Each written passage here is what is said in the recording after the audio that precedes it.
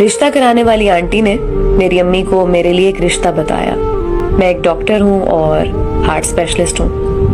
امی کو میرے لیے ایک ڈاکٹر کا رشتہ ہی چاہیے تھا تاکہ زندگی آسان گزرے اور میری بیوی پڑھی لکھی ہو.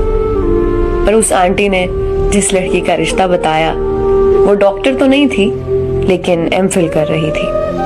میں نے والدہ سے کہا کہ چلیں دیکھ آتے ہیں, شاید لڑکی اچھی ہو. والدہ کچھ خاص مطمئن نہیں تھی, بس میرے کہنے پر چل پڑی. جب ہم لڑکی کے گھر داخل ہوئے تو بڑا سکون سا محسوس ہوا مجھے. ان کا گھر بہت صاف ستھرا اور سلیقے سے سجا ہوا تھا. گھر میں پڑی ایک ایک چیز بول رہی تھی. گھر کی عورتوں کا سلیقہ پتہ چل رہا تھا. جس طرح سے رشتے والی آنٹی نے بتایا تھا کہ وہ بہت زیادہ امیر ہیں.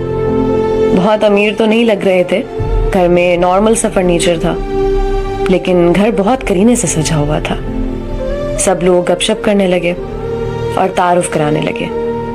باتیں ہونے لگیں اور باتوں سے پتہ چل رہا تھا کہ وہ بہت امیر لوگ تو نہیں ہیں, لیکن سادہ, ایماندار, خاندانی اور عزت دار لوگ ہیں.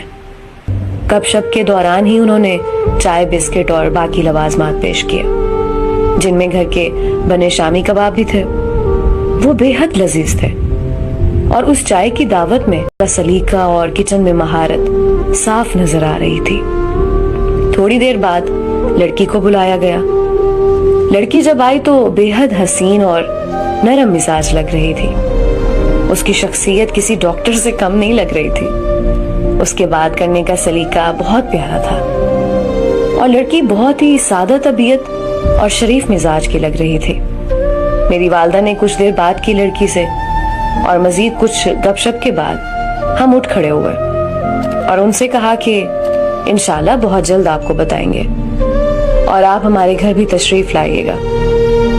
وہاں سے واپسی پر میری والدہ بہت غصے میں تھی کہ میں خبر لیتی ہوں اس رشتہ کروانے والی آنٹی کی, کس طرح کی یہ بے جوڑ رشتے دکھاتی ہے. میرا بیٹا ڈاکٹر اور امیر خاندان کا, اس کے لیے کیسی لڑکی